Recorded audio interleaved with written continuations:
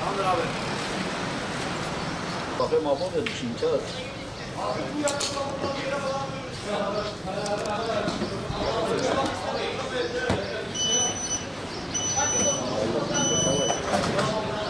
Abi oradan büyük.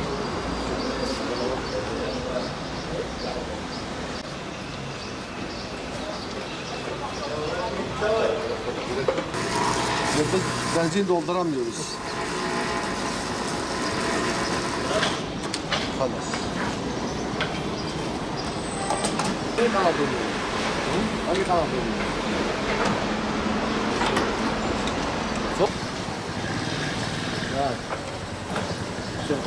Geçen yaz 300'e fulluyordu. Bu depo şu an 1500'e fullenmiyor. Geçen sene 300'e fullerken depomuzu şu an 300 milyona 10 litre geliyor.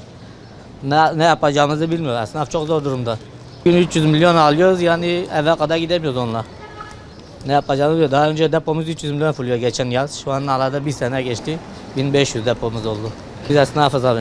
Öncelikle yakıt da derdindeyiz abi. Yani bu yakıt biraz düşerse biraz biz de kazanırız. Bu yakıtın inmesiydi. Devletten yani bu vergileri kaldırmasını istiyoruz. 300 milyonun vergisi, 45 milyon vergi, 300 milyon yakıttan.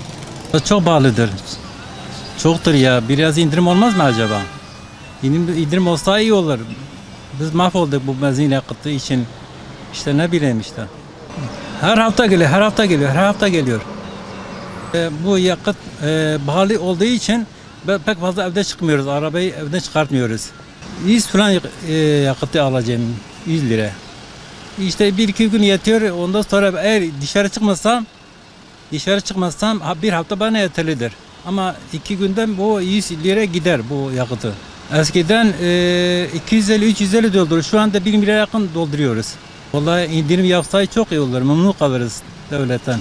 Akaryakıtı 15 olsa ya da daha aşağı olsa çok iyi olur. Sen gördün zaten, benim söylememe gerek yok. Ne diyeceksin? Ben şu anki verdiğim para da fullanıyor. Şu anda oynamıyor bak. 200 liraya bak. Yakıt çok pahalıdır. Valla geçen sene 14 lira 100 lira alıyor, şimdi 8 lira 200'e gelmez. Yani mazot için çalışıyoruz. Şimdi cepte yiyoruz. Valla devlet yapması lazım yani. Elimde bir şey yok. Devlet yapması lazım yani, buna sahip çıkmalı lazım. Her gün artıyor. Böyle mi bak, acı bir şey olmasa, önemli olmasa bilemiyoruz.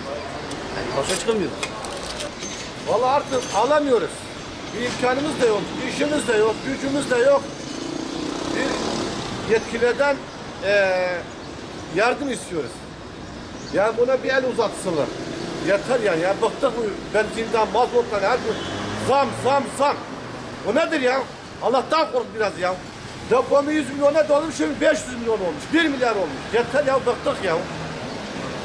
Ya biraz insaf ya. Ya bu dolduramıyoruz ki. Yani yeter artık ya.